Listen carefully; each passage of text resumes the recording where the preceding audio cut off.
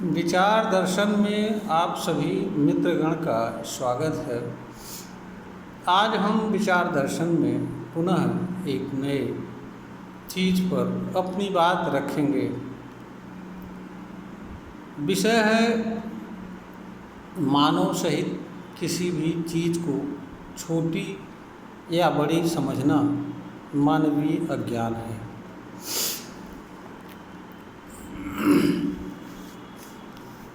अज्ञान का अर्थ किसी चीज़ के यथार्थ एवं वास्तविक स्वरूप का तथा उसके कारण प्रयोजन एवं उद्देश्य के अनुसार जान एवं समझ न पाना तथा उसके साथ व्यवहार न कर पाना ही मानवीय अज्ञान है। जब हम किसी चीज़ के वास्तविक एवं यथार्थ स्वरूप को नहीं जानते हैं, नहीं समझ पाते हैं तथा उसके उद्देश्य कारण एवं प्रयोजन को नहीं समझ पाते हैं, बिना जाने ही हम उस चीज़ के साथ व्यवहार करते हैं तो हमें पीड़ा एवं दुख का सामना करना पड़ता है। वस्तुतः जिस चीज़ से मानव को पीड़ा एवं दुख वह चीज़ मानव के अज्ञान का ही कारण होता है। इसलिए मानव का यह कर्तव्य होता है कि वह जिस किसी भी चीज़ के साथ व्यवहार कर रहा है या जिस किसी चीज़ के लिए किसी भी तरह का क्रिया एवं कर्म कर रहा है उसके वास्तविक एवं यथार्थ स्वरूप को जान ले, पहचान ले।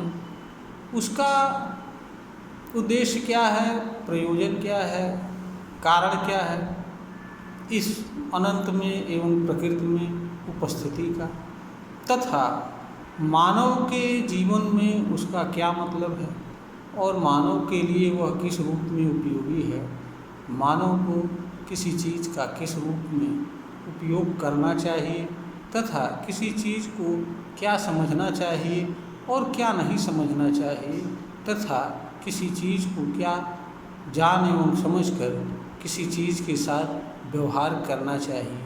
यह बातें मानव को जानना एवं समझना आवश्यक होता है। जो मानव इस बात को जाने एवं समझे बिना किसी चीज़ के साथ व्यवहार करता है तो मानव को दुख एवं पीड़ा का सहन करना पड़ता है। इसका कारण यह होता है कि मानव चेतनशील प्राणी होता है, इसलिए वह स्वयं अथवा जो भी चीज़ें उससे किसी रूप में जुड़ती हैं वह सभी चीज़ें उसके ऊपर प्रभाव छोड़ती हैं। इस कुछ प्रभाव मनुष्य के लिए सुखद होते हैं, कुछ दुखद होते हैं। जो प्रभाव मनुष्य के लिए दुखद होते हैं वह प्रभाव मनुष्य के लिए पीड़ा एवं दुख का कारण बनते हैं, क्योंकि दुखद चीज़ें मानव को पीड़ा एवं दुख देती हैं। तो किसी चीज़ को छोटी एवं बड़ी समझना मानवीय अज्ञान है। इसके 4 कारण हैं। पहला कारण ये है कि अनंत में एवं प्रकृति में जितनी भी चीज़ें विद्यमान हैं उनमें से कोई भी 2 चीज़ एक समान नहीं है, किंतु हर चीज़ के उपस्थिति का कारण प्रयोजन एवं उद्देश्य अलग अलग है और हर चीज़ की उपयोगिता एवं महत्व भी अलग अलग है। एक चीज़ दूसरी चीज़ का कार्य नहीं कर सकती है। जैसे हवा पानी का कार्य नहीं कर सकती है, पानी हवा का कार्य नहीं कर सकती है, पृथ्वी सूर्य का कार्य नहीं कर सकता है और सूर्य पृथ्वी का कार्य नहीं कर सकता है। हर चीज़ का अलग अलग कार्य है, अलग अलग महत्व है और अलग अलग उपयोगिता है। अनंत की हर चीज़ अपना कर्म करते हुए दूसरी चीज़ों के लिए किसी न किसी रूप में उपयोगी है। अनंत की कोई चीज़ व्यर्थ नहीं है, अनुपयोगी नहीं है और ना ही कोई चीज़ छोटी एवं बड़ी है। छोटी एवं बड़ी कहने से किसी चीज़ के साथ हम अन्याय करते हैं, क्योंकि हर चीज़ के उपयोगिता अपनी अपनी जगह पर है।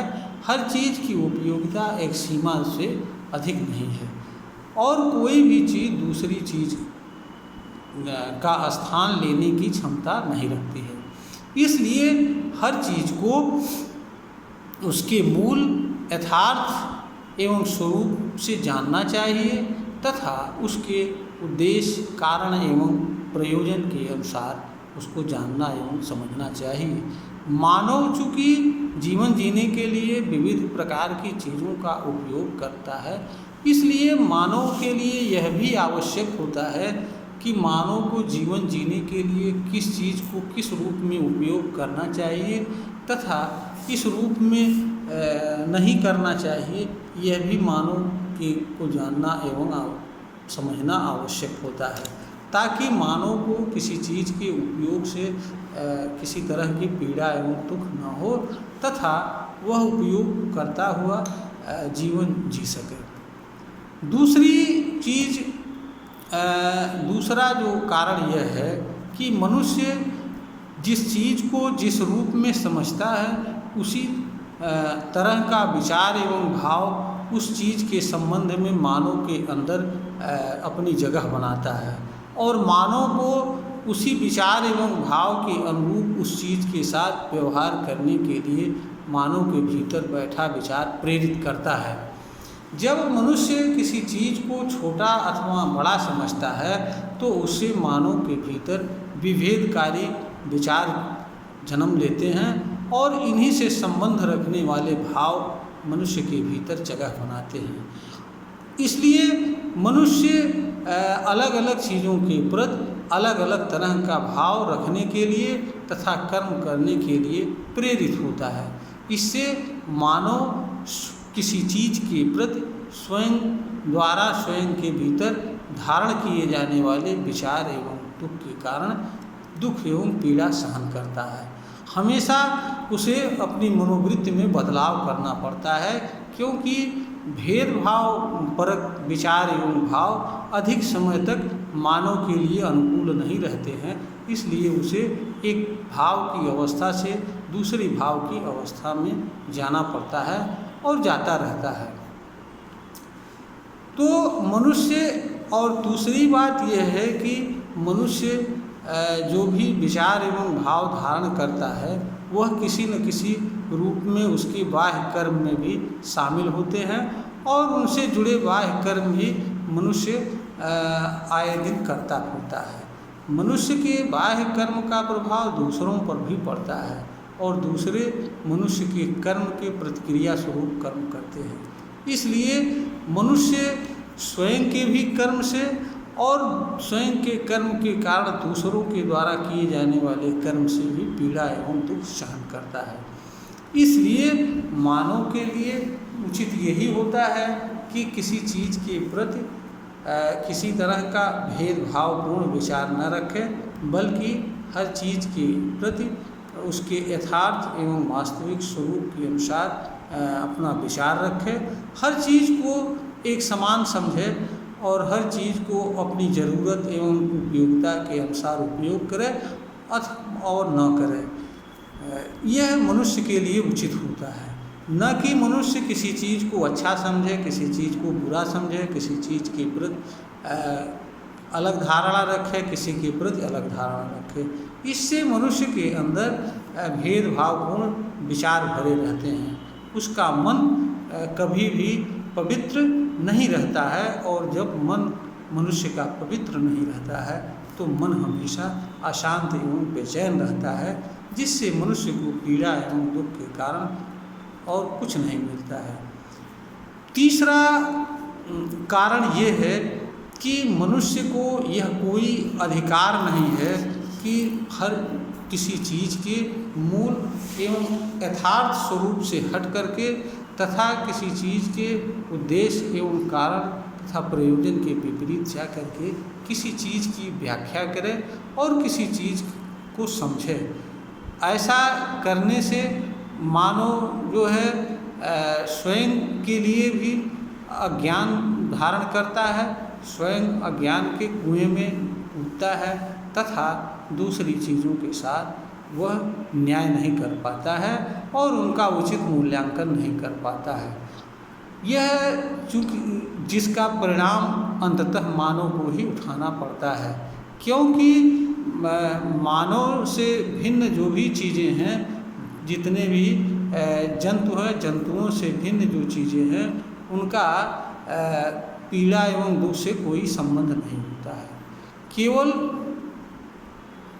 जो मानव सहित जितने जंतु हैं वही भी पीड़ा एवं दुख के भागी बनते हैं।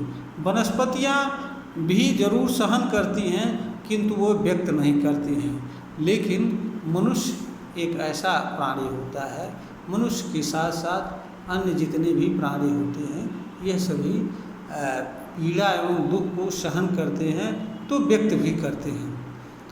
इसलिए इनके लिए बचाव के साधन भी है, ज्ञान का साधन है और ज्ञान के माध्यम से इनको ऐसे कर्म नहीं करना चाहिए या ऐसे विचार नहीं धारण करना चाहिए जिससे तकलीफ हो। चौथा, मनुष्य अपनी सुविधा, स्वार्थ तथा हानि लाभ के आधार पर किसी चीज़ को छोटा या बड़ा, किसी चीज़ को अच्छा एवं बुरा बताने का अधिकार नहीं रखता है। मानव अपने लाभ, हानि एवं स्वार्थ के अनुसार किसी चीज़ की व्याख्या करने का अधिकार नहीं रखता है।